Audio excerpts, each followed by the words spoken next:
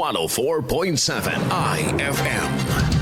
Report! Puspusan ang isinasagawang paghahanda ng pulisya ng Pangasinan kaugnay sa nalalapit na election period na magsisimula sa 12 ng Enero. Sa pantuntungan tayo ng PIA Pangasinan, inilahad ni Police Lieutenant Tricia May Guzman ang tagapagsalita ng Pangasinan Police Provincial Office na nagsagawa na ng Provincial Joint Security Control Center ang mga ito kasama ang AFP at COMELEC noon pa lamang 23 ng Disyembre noong nakaraang taon kung saan tinalakay ang mga programang ipapatupad na halalan sa Mayo. Dagdag pa riyan ang activation ng Provincial Election Monitoring Action Center noong 6 ng Enero. Pinaigting na rin ang isinasagawang checkpoint sa mga lansangan na pagpapatrolya sa kakalsadahan. Sa darating naman na linggo, ipapatupad ang gun ban sa buong bansa dahil sa nalalapit na eleksyon.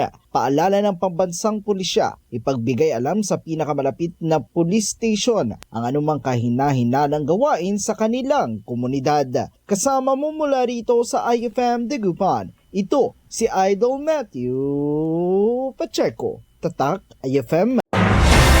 IFM News. IFM News. IFM News.